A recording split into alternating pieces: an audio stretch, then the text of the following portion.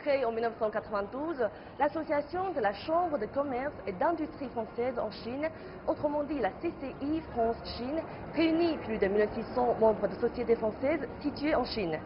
Chaque année, un gala est organisé par l'association et c'est l'occasion pour les communautés d'entreprises françaises et chinoises de se rencontrer et partager une soirée conviviale.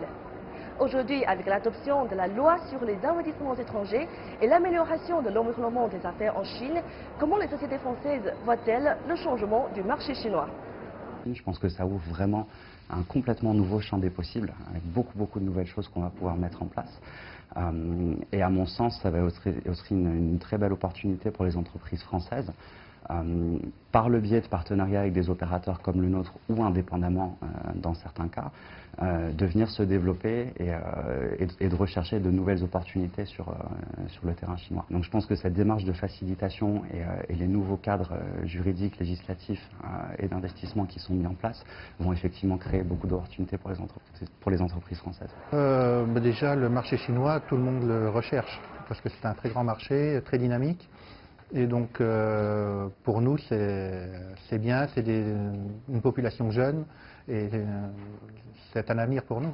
Avec la montée de gamme de la tendance de consommation en Chine, certaines entreprises françaises visent à la croissance des besoins de divertissement de la part des consommateurs chinois. Spécialisée dans le spectacle et parcs à thème, la société de Puy du Fou compte apporter en Chine une nouvelle forme de loisir tout en créant des spectacles basés sur l'histoire et le patrimoine culturel chinois. Il y a une volonté réelle du gouvernement chinois de permettre à des entreprises étrangères de venir en Chine développer des idées qui peuvent être bénéfiques pour la Chine. Je crois que les 20 dernières années ont été marquées en Chine par une croissance formidable, car les Chinois avaient besoin des produits de première consommation.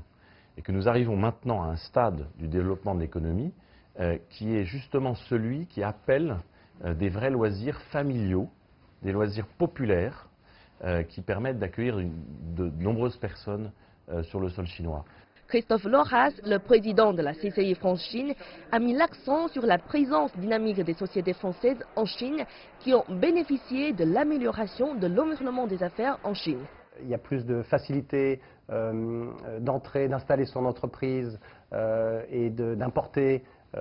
Effectivement, les sociétés françaises en bénéficient.